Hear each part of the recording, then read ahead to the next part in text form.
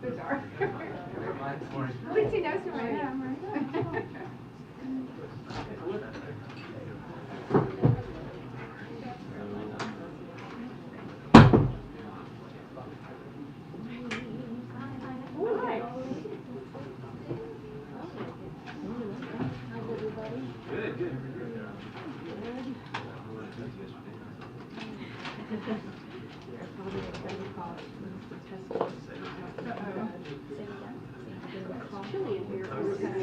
No, you're right. You got a lot of cock drops there, girl. I know, it's even like that. I'm like, that's that.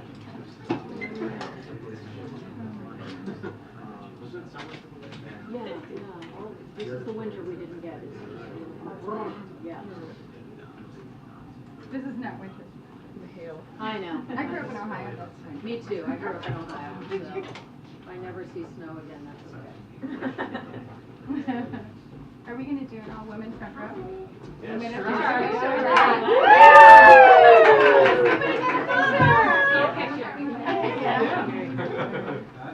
Sure. Here we go. Awesome. Thank you so much. Why are you guys happy? The ladies in the front row. And it's Friday. Oh my gosh. So then I'll just start in the back then. I like the guys. Well, happy Friday. And yes, it is an all ladies crew in the front row. I wonder if there's history making here today. All right. Good afternoon, everyone. Happy Friday. I'm not sure what's going on with Andrea here. Got it? You're good?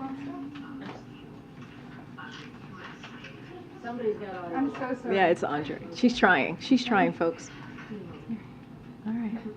I don't see you very often, and when I do, you cause a ruckus.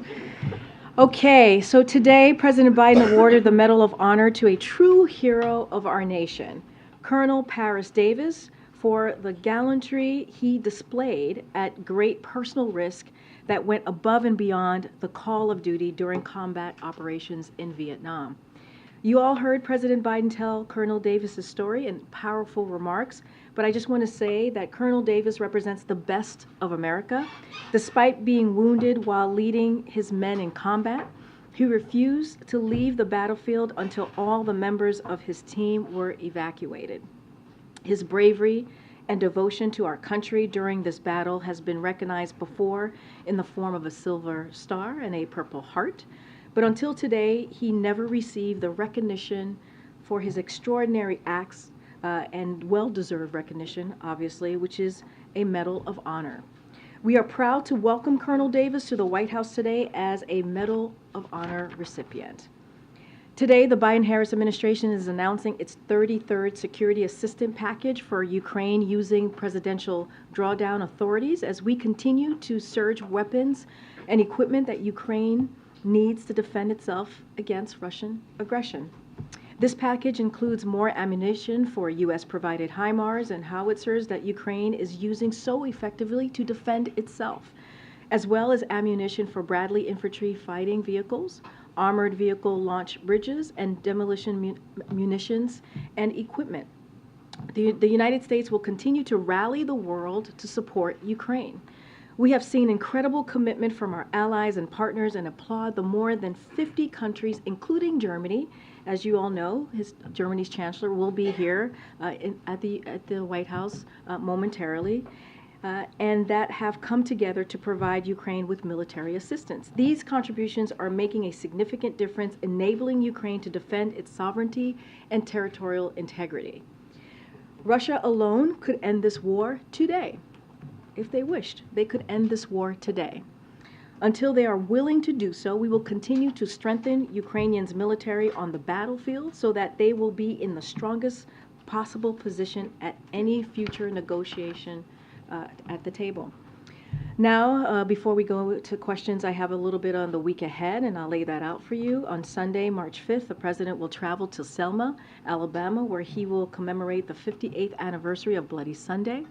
the President will deliver remarks at the Edmund Pettus Bridge and participate in the annual commemorative bridge crossing event. In his remarks, President Biden will talk about the importance of commemorating Bloody Sunday so that history cannot be erased. He will highlight how the continued fight for voting rights is integral to delivering economic justice and civil rights for Black Americans. In the evening, the President will return to the White House. On Monday, the President will headline the 2023 International Association of Firefighters Legislative Conference. On Thursday, the President will release his budget. The budget will show how the President plans to invest in America, continue to lower costs for families, protect and strengthen Social Security and Medicare, reduce the deficit, and so much more.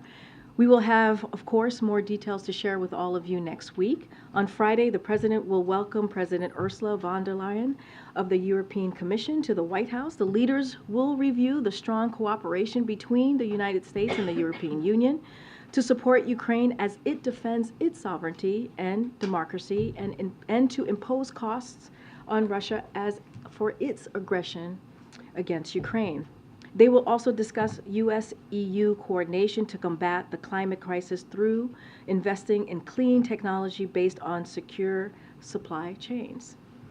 The leaders will take stock of the Joint Task Force on Europe's Energy Security that they established 1 year ago, which has helped the EU reduce its dependence on Russian fossil fuels and accelerate its green transition. They will also discuss other international security challenges, including our work together to address the challenges posed by the People's Republic of Russia. With that, Colleen, good to see you. It's been a while. Thanks. You have the floor. Karine, it is your 100th press briefing. Oh my gosh. So I'm sure you're thrilled. congratulations. How do you feel about that? Oh my gosh. All right. Well, cheers. Cheers. So moving right along. I wanted to ask about the DC criminal code again. We've been hearing that some of the House Democrats feel like they got thrown under the bus a little bit by the president's decision not to step in on the effort to stop the overhaul, which is a lot of negatives, I understand, but I think you know where I'm going. So I wanted to know, did the president give them a heads up on the decision? Was there any sort of back and forth about it?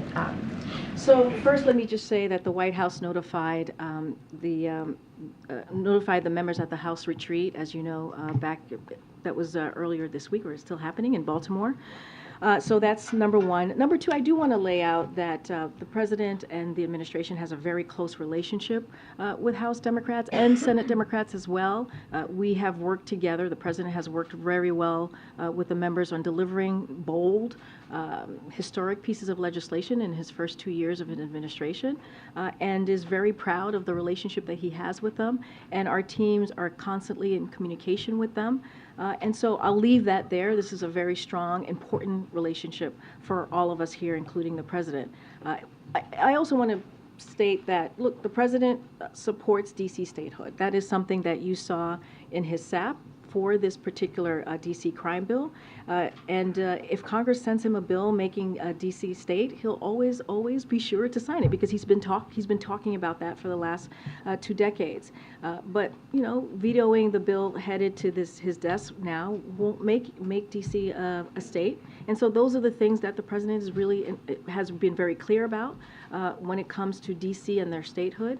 And so I'll leave it there. But as it relates to the House, as it relates to Senate Democrats, it is a very important relationship for us, and clearly very important. And with the Senate Democratic Caucus, as you know, when he met with them yesterday, he provided what he was going to do and made it very clear to them, and they had that discussion. I just also want to ask, so, Biden and the Democrats have talked a lot about the need to stem, rising crime, but also the need to reform a criminal justice system that still disproportionately affects, Black Americans.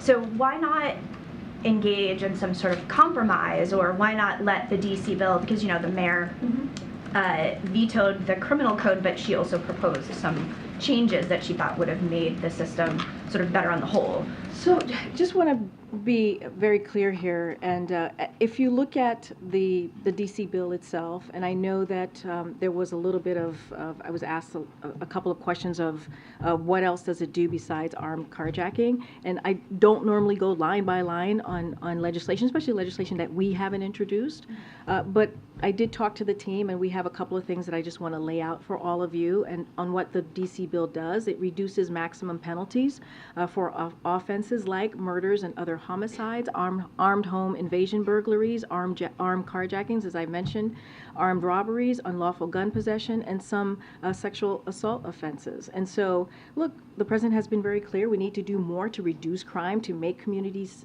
safer, to save lives.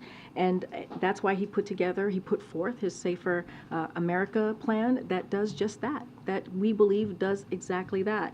So the way that we see this bill, it doesn't actually reform policing practices. That's not something that it does. Reform like the ones the president has put forward at the federal level, you know about the executive order when it couldn't be done on the Senate side, moving forward with police reform. The president put forth a historic piece of an executive order to try to do what we can at the federal level. And so we believe that this bill does not actually do that. Question on the meeting today with the German Chancellor. Not long ago, both Chancellor Scholz, along with President Macron, reportedly told Zelensky that he would soon have to make difficult decisions, urging the start of peace negotiations.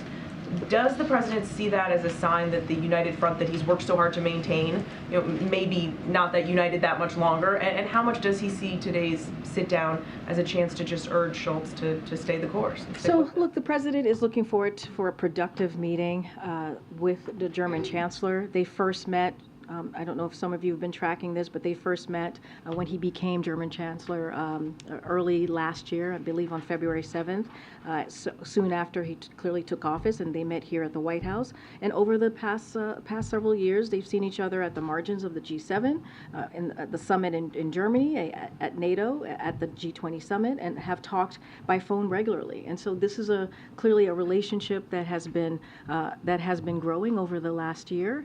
And so, what we're seeing, how we see this meeting is a bilateral cooperation to talk about a range of issues, global security, economic issues, and at the forefront of this meeting that they're going to have, this bilat that they'll have pretty soon, it will be on Ukraine.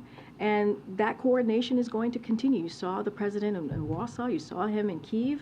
You saw him having a bilat with the B9, and a meeting with the B9, a bilat with the president of Poland, and all of the actions and the meetings that the president has had over the last just several months is showing, I think, the strength of the Union, the strength of the EU, the strength of what you're seeing with the NATO allies in Europe and the West.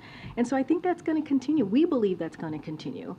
Remember, when Putin first started out on this war, he thought that NATO would be divided. He thought that the West would be divided.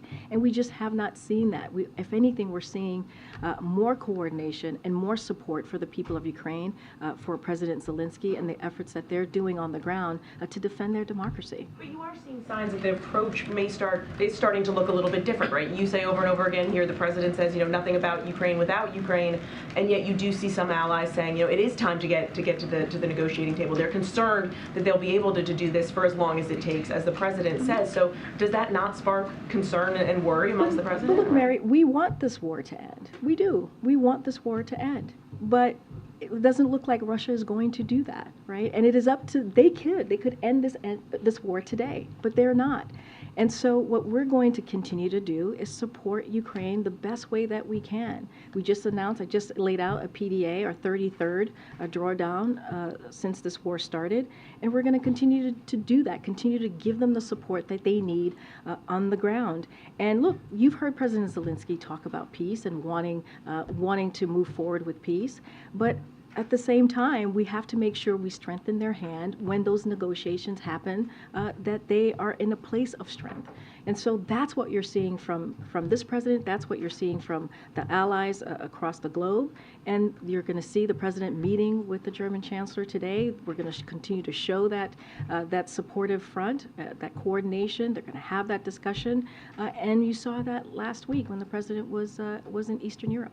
I guess just, it's sort of a housekeeping matter, but has the president had a chance yet, or does he plan to speak with former President Carter or members of his family, given, I don't think they've spoken yet since the news of his hospice care? Yeah, I don't have a call to preview or to announce, as you know, and I've said this many times before, and I think many of you have reported this, that they've known each other since 1976. It's a relationship that has spanned many decades. The president certainly and the first lady, their hearts are with President Carter and his family. I just don't have a conversation to preview at this time. Given the importance of that relationship, is it something, it seems odd that it hasn't happened yet, I guess. I mean, look, the president, when it's time and appropriate, certainly that conversation will happen. I just don't have anything at this time to preview. Okay, Audrey. So an EU official just said that the two sides are working toward an agreement in principle on a very limited agreement that would create a free trade-like status for the EU that would put it on par roughly with Canada and Mexico in terms of the IRA. Can you say anything more about your hopes for reaching some kind of a deal, at least on a very high level, when von der Leyen arrives next week? Yeah, I don't want to get ahead of that meeting. Clearly, that's going to be another important bilateral meeting focusing on the coordination, of course, on Ukraine and other important security issues and economic issues, as you just laid out, that both sides care about, right? The American Union and clearly the United States. As it relates to the IRA investments, the clean energy future will be invented and built and made in America. That's how we see the IRA's investment. The president will never back down from putting American jobs and American leadership at the heart of his strategy. Taxpayer dollars should go to support American jobs and American innovation. But the IRA's benefits expand beyond the U.S. Our investment will help drive down costs for clean energy, which will help other nations as well. That's how we see this important law that the president clearly fought tooth and nail for.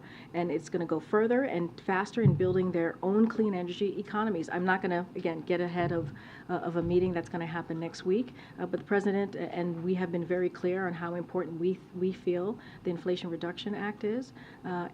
Again, we're always going to make sure that we support American jobs and clearly American tax dollars. But I think the question is, how important is it to you to remove this irritant in the relationship at a time when you're looking at a protracted war in Ukraine, potentially China delivering lethal aid? I mean, is it important to shore up the alliance and at this point remove irritants at this trade issue?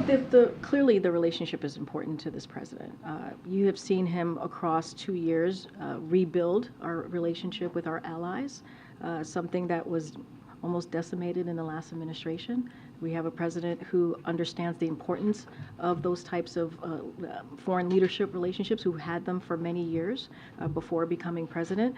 And so, of course, we want to make sure there's a good working relationship, you're going to see him continue to do that. Again, I don't want to get ahead of what the agenda is going to be or what's going to be discussed with the EU next week. But what I can say, it's an important conversation that will continue.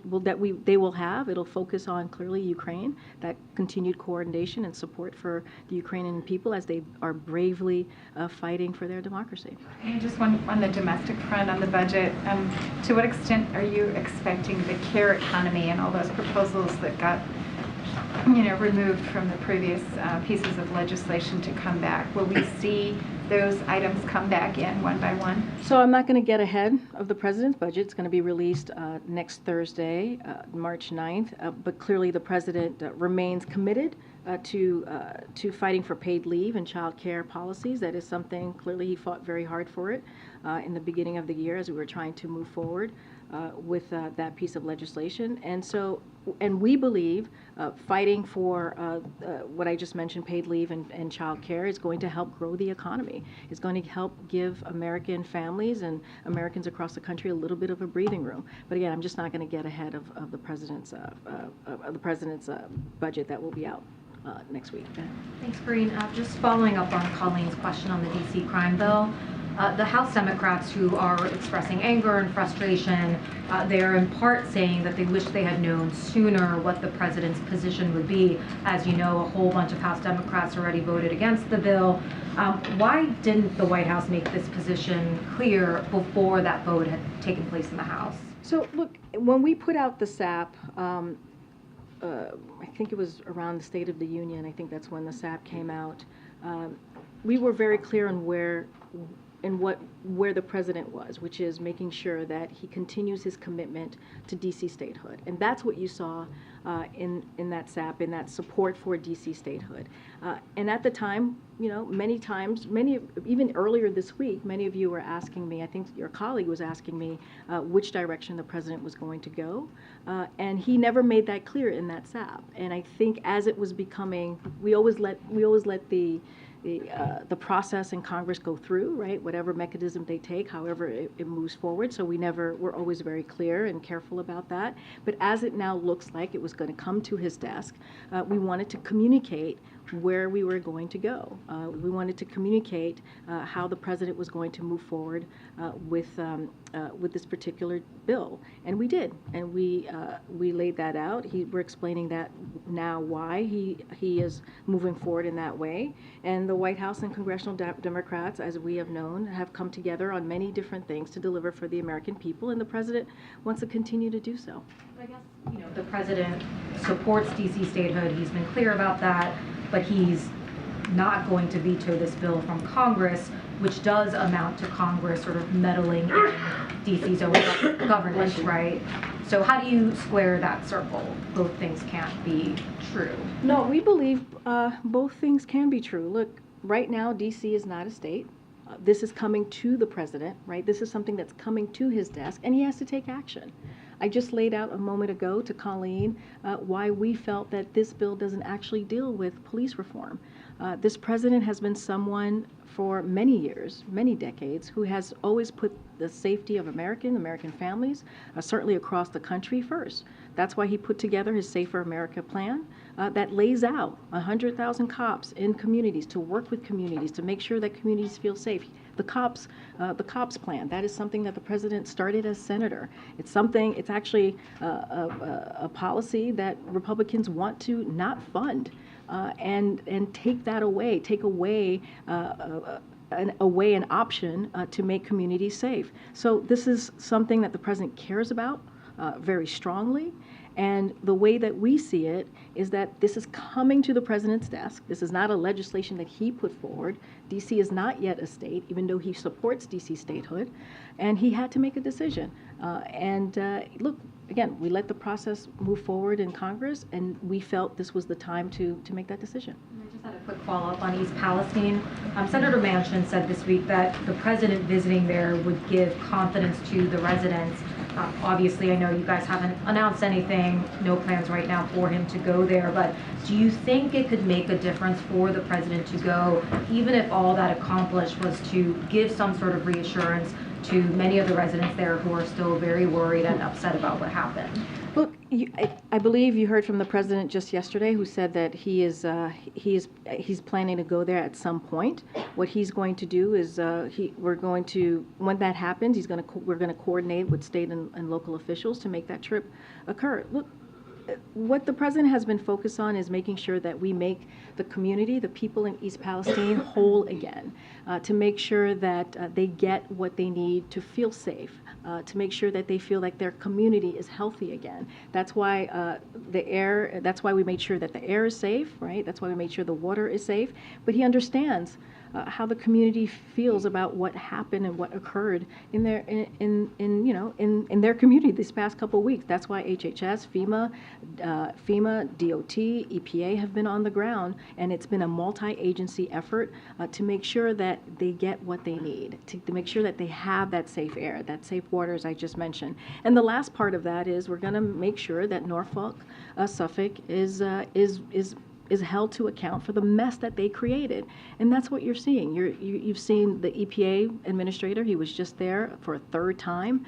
And so the president's committed. He's keeping abreast or updated on a daily basis on what's going on the ground. He's talked to the governor of Ohio. He's spoken to the governor of Pennsylvania, the senators multiple times to make sure that they are getting everything that they need from the federal government. Thank you, Karine. You mentioned the SAP that the administration put out on February 6th, but it's not a broad statement about DC statehood. It specifically says that the administration opposes the resolution that would dismantle the crime bill. So when was this policy reversed, and why weren't House Democrats notified about the reversal? So I'll say this. There was never a change of heart on where we were with the SAP.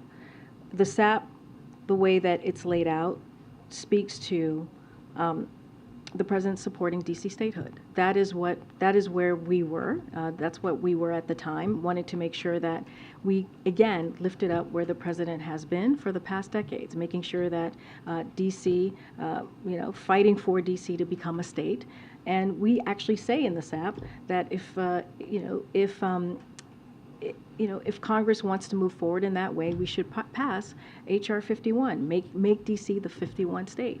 And so we never laid out where the president was going to go once it came to his desk, because we wanted to allow Congress to move forward in the way that they normally do with the mechanism when a piece of legislation moves forward. And so we never said anything at this time. Now we're communicating very clearly. Now that we know that this legislation is going to be in the president's at the president's desk, we're making very clear and communicating that where the president is on this legislation. Wait, I'm sorry. It specifically says the word opposes. So is it that the administration wasn't aware of the content, the specifics of the crime bill, and now you are aware, and the president says he doesn't support some of the changes that the DC Council put forward? Because when you released the SAP, I'm assuming, maybe incorrectly, that you were very aware of what the council was proposing. We were aware of what the council were proposing. What we're saying was that we wanted to make sure that we continued the president's continued push for statehood, and that's what we did. That's what we did in the SAP, and that was what was the most important thing that we believed. There was no veto threat in the SAP. There really wasn't. It may have been. I just read it while you were asking me. We opposed it, but there was no veto threat. So I want to be really clear about it. It stated our support for DC statehood, but it did not indicate what the president would do should the bill come to his desk. It did not say that. It did not lay that out. Now we're communicating that very clearly. We communicated with the House Democrats days ago when they were in Baltimore, and again, I said this to MJ. I remember many of you asking where we were going to go, and I said we don't have a decision yet. We don't have anything to share on this, on where the president's going to be with this particular bill, and now we are, because we know that it's going to come to his desk. There must be some state laws that the president also disagrees with that have to do with crime, and he obviously doesn't have the power to do anything about that.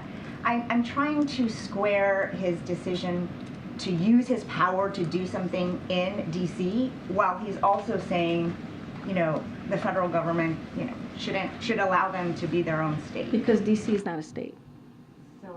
So this bill, and therefore he should? DC is not a state, so therefore the bill is coming to his desk, so he has to make a decision. It's as simple as that, Weija, right? Because DC is not a state. Now, he wants DC to become a state. We've been very clear about that. He has said that for decades, that he believes in DC statehood, but it's not. And so therefore, because DC is not a state, when bills like this come occur, it goes to the president, and he has to make a decision. And that's where we are. It's as simple as that. Now, if DC becomes a state, yes, the president believes that it should be governing, for city should be governing on its own. That's what he believes. But until then, they shouldn't. But DC is not a state. Right, but I mean, I'm asking because he does have an option to veto. That is one action he could take. But again, this is a president that believes in keeping communities safe. He believes in keeping the 700,000 residents in DC safe. And so he's taking that action because it's coming to him.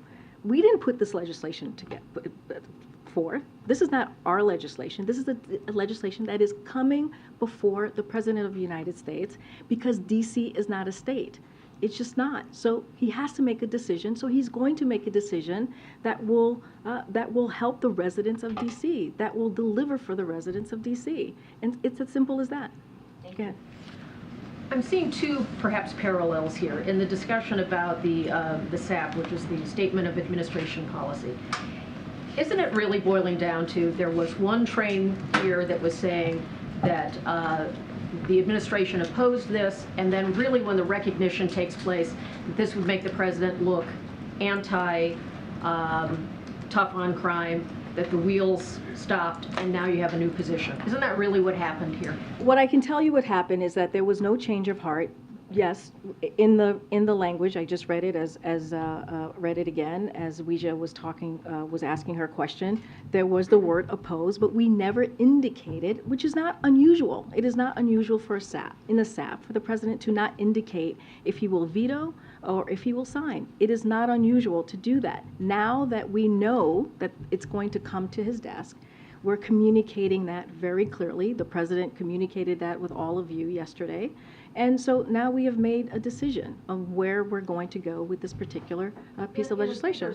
Because, you know, those of us who cover this read these things all the time. The general public may not even know what we're talking about here. No. But it seems like I'm pretty sure they're not. Yes. So there, I'm pretty but sure there was a bureaucratic push in one direction on this, and then when it reached a certain point, and crime is a big issue in America in certain cities. We saw it reflected in the election in Chicago. We know it's a concern. It's been a concern in the city that many of us live in here. And then boom, the president has to make a decision, and he's going a different direction than the administration set up. Isn't it really just that simple? I wouldn't say it's that simple. First of all, let me just step back for a second. This is, when you look at crime and the rise of crime over the last couple of years, this is something that the president inherited, and he took action, right, with Safer America plan and making sure that he did everything that he can using the tools that he has in federal government to put forth a plan that will keep communities safe. I talked about the 100,000 cops to put them in communities, working with communities to make sure communities feel safe. And that's not just that. There's the COPS program, right? And we're going to see from the president's budget how his commitment to that, to his commitment to COPS. What we are seeing is we saw DC Council put forth a piece of legislation. They're not a state. They went through their processes, right? They went through their mechanics. It ended up in Congress. We put out a SAP saying, yes, we oppose it, but also we support DC statehood. That's what it says in our SAP. But we never indicated from that where the president was going to go because we were also letting that process play out in Congress. Now that we know that it's coming to the desk of the president, we're communicating where the president stands on this piece of the DC crime bill, this piece of legislation. The other sharp turn quickly, Yep. on East Palestine. Not going to go, not visiting, no plans to visit. Not at this Okay. time, as But you heard from the president. himself says, okay, we're going to go there at some point. At some point, Okay, yep. so there's a political critical mass that has been building, and it would appear that this is one of those national events where people will not be satisfied until the president himself goes there, even if you have all of your important cabinet level officials go. So it also appears as if not going to go, not going to go. Okay, now we're going to go. So what are the factors that will be required for the president to go? Is it a specific deliverable that he can bring? Is it a specific invitation from local officials? Is it a certain kind of window where he will feel comfortable? Well, he already got an invitation from the governor. I think you heard the governor said he's welcome to come to Ohio. He's been to Ohio many times before during his administration, so it's not unusual for him to go there. Look, I don't have anything to preview. The president was asked a question, and he answered it very honestly. And once we have more to share as if there is a trip ahead, we're going to coordinate. It would be coordinated with the state and officials on the ground, and we'll certainly lay out what that. I mean, the president himself said, "No, I have no plans to go," and then yesterday said he'll go at some point. So I'm just trying to get. I think what he is was the switch? he was asked a direct question, and he's been updated throughout, being regularly updated on what has been happening on the ground by his team, by the local and state officials in Ohio and Pennsylvania. And I will just leave it there. We know the president. He answers a question very honestly, and he said, sometime in the future I will probably go. But I don't have anything to share. We don't have a plan for the president to go at this time. We don't have anything to preview to all of you at this time. It's just he was asked the question, and he answered it honestly. Thanks. Just on the DC issue, just one point of clarity. Does the president view this as a one-time interference in DC affairs, or does he hold out the possibility that could happen? That's a hypothetical that I can't answer from here. There was a specific issue that came before us, and the press. Yeah, but you're asking a hypothetical that I can't answer at this time. Senator Menendez urged the president yesterday to appoint or nominate a Latino American as Fed vice chair. Can you say, I know you don't want to get ahead of the process, but can you say publicly whether a Latino American is under consideration? I'm not going to get ahead of the process. Hey, a couple questions. One is I wanted to ask for the administration's response to Walgreens saying that they won't distribute abortion pills in states where Republican governors have asked them not to. Want to know what you all are thinking, and are you concerned that other pharmacies who have been threatened with potential legal action will follow suit? Yeah, I have a statement here that I want to read out to all of you. So elected officials targeting pharmacies and their ability to provide women with access to safe, effective, and FDA-approved medication is dangerous and just unacceptable. We've said this before. I've said this before. This pill that has been on the market for more than 2 decades, and is regularly used for both miscarriage and management and abortion, as also it's used in more than 60 countries. The Department of Justice has already independently issued an opinion related to this issue that is at odds with this dangerous effort. This is all a part of a continued effort by anti-abortion extremists who want to use this arcane law to impose a backdoor ban on abortion.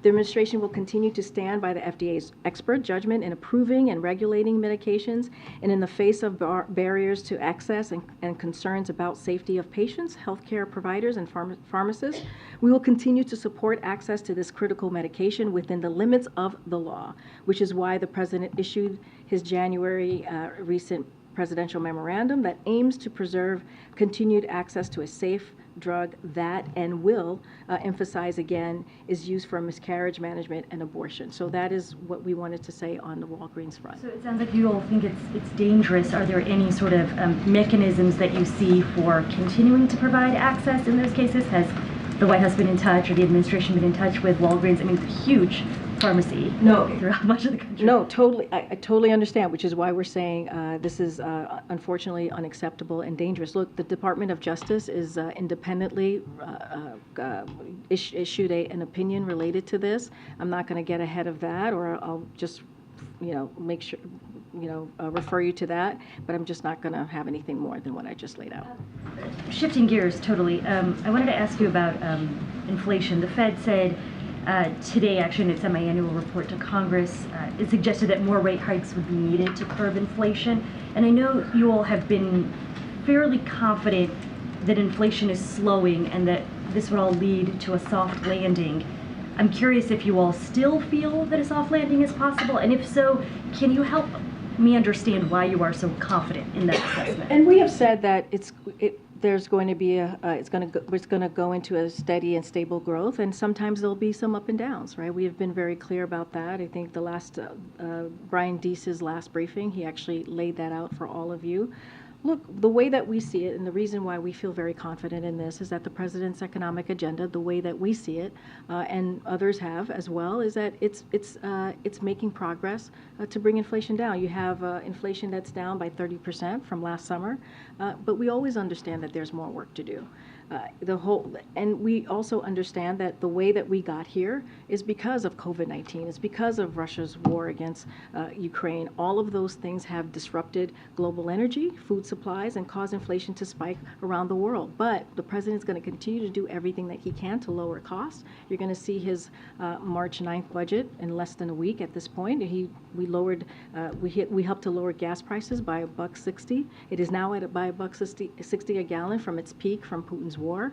The real wages are higher than they were 7 months ago, and so we're going to continue to do that. Let's not forget when we think about the pieces of legislation that were passed under this president, capping insulin by $35 per month for seniors on Medicare. Those are the things that matter. Now we see pharma companies like Eli Lilly doing the same, but for all Americans, capping at $35. Those are the things that we're going to continue to work on to lower costs for people.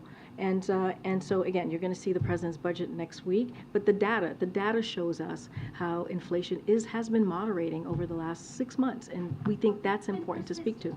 I mean, it's been, I would say, rather sticky. Well, and that's why we say we have more work to do. We're not saying that we don't have more work to do. We say this every time we talk about inflation, every time we talk about the economy, we say that there's more work to do. That's why the president takes extra steps. Like the IRA, takes extra steps to make sure that we bring down costs for the American family. But the data shows it has indeed moderated, and so that's what we look at. That to your question, original question, that what gives us some encouragement that we will get to that steady and stable growth. I just want to go back to the bilateral. Last time Chancellor Scholz was here was just a few weeks before the start of the war. Yeah. Back then, in the lead up to the invasion, there was really an effort by the president to sort of gather up support, unite the allies, and be prepared to sort of react as quickly as possible with sanctions, with help to Ukraine. Are these similar conversations happening right now between the U.S. and European allies, other allies, to be ready for the possibility that China sends weapons to Russia, and to be ready to act quickly the way they were ready to act quickly a year ago? So, first of all, as you know, they had a G7 call just last week. The president was in Ukraine, and he was also in Poland. There's constant communication with our allies that the president is having. They're not one-offs here. They are consistent and they are continuous. And so I just want to be very clear there. And look, we have said this over and over again. We have not seen any. We haven't seen China do anything yet as it relates to lethal weapons, and we believe that Russia's war in Ukraine has put China in a difficult position to actually move forward in that direction. Every step China takes towards Russia makes it harder for China with Europe and other countries around the world. But want to be really clear on that piece, but as I've mentioned before, Secretary Blinken met with Wang Yi just recently in Munich and made himself really clear. They had a very clear conversation, and keeping that communication, that line of communication open is very important to us as well. But again, we haven't seen China take that action yet, but we've been very clear and had conversations with China. If I could, another one on the IRA. This meeting with Chancellor Scholz is one of several meetings with European leaders. When President Macron was here for the state visit in early December, the message of the administration was, we are in listening mode, we're hearing the concerns of our European allies, and we're having discussions. Has there been any progress, any change, or is this still hearing, listening mode? And so I spoke to this a little bit. relationships are clearly important to us. We're still in listening mode. We're still in discussion, and just don't have anything more to share on what's next with that. But we think the Inflation Reduction Act is incredibly important to the American people, to our taxpayers. We're always going to make sure that we support American job and American innovation. The president will never back down from that, and so I'll just leave it there. Tennessee's governor signed 2 anti-LGBTQ bills into law on Thursday, one that bans many drag performances from taking place on public property. Another bans most gender-affirming care to transgender youth. What does the White House make of these laws, and is there anything you can do or planning to do about these laws? So I'll say this, the American people are focused on so many issues. We just talked about economy, we just talked about inflation, we're talking about safer communities and schools. And good health care, all of the things that you all ask me every day. And you all know that's what the American people care about. That's what, even when they went to vote in November, those were the issues that mattered the most to them. But instead of doing anything to address those real issues that are impacting American people, right now you have a governor from Tennessee has decided to go after drag shows. What sense does that make? To go after drag shows? How is that going to help people's lives who are thinking about the economy, who are thinking about making sure their kids are going to be safe when they go to school, or their communities are safe? But that's what he wants to focus on. So it's part of a larger pattern from elected officials who espouse freedom and liberty, but apparently think that freedom of speech only extends to people who agree with them. And that's what we're seeing from what's happening in Tennessee and other places as well. So, don't take my words for it. And on this issue, the governor himself hasn't been able to, if you think about this particular issue, he hasn't been able to cite any examples, anything to show that drag shows in public spaces are a problem. He hasn't. He hasn't laid that out at all on why this is an issue for American people. So I've said this before from here. I said this, I believe, last week, and we'll keep saying it, that these ridiculous policies aren't just unnecessary. They are dangerous. They vilify our fellow Americans. And at a time when LGBTQ Americans are facing higher risk in violence, mental health issues, and it is unacceptable, it is completely unacceptable for a governor to be moving in this way, to be with such a bill, and it is also unfortunate. What's your message to the LGBTQ youth in the state, as well as drag performers? What's your message to them? So the president always has been very clear when it comes to vulnerable communities like LGBTQ community, that he has their backs. And he has a record to show that. He has a record that shows that he supports this community and will continue to be there for the community as long as it takes. Go ahead. Thanks, Karine. I want to go back to something I'd asked you just the other day. We're talking about safer communities, and that is the issue of cartels. The Attorney General was asked whether or not he'd be open to labeling the top cartels in Mexico as foreign terrorist organizations.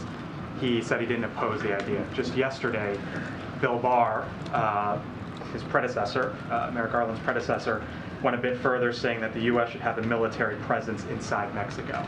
So now it's the two most recent attorney generals, one in a Democratic administration, one in a Republican administration, basically saying we can do more about this issue going forward. So a couple questions along that line. Does the Biden administration need to reassess its posture as it relates to taking on these cartels? I'm just not going to get ahead of what the Department of Justice said, of what Merrick Garland said. As you know, they move in an independent way. I'm just not going to get ahead of any policies that may be coming out from the Department of Justice, and I'll just leave it there. What about Bill Barr suggesting that maybe we put a military presence or have a military presence inside Mexico? I'm not going to comment. I'm not going to comment on what Bill Barr has said. But has the president ever thought about that idea or considered that idea? But you're asking me to comment on Bill Barr, who was the Attorney General during Trump's administration. I'm just not going to comment. What about the general idea, Oh, though? okay. Hold on. So the pool has to gather. What's the plan? Oh, the Schultz visit. Okay. All right. So what are you doing? We're going to wrap it up? Wrap it up. Okay. All right. We got to wrap it up. Sorry, guys. Have a great weekend. Thanks, Karine.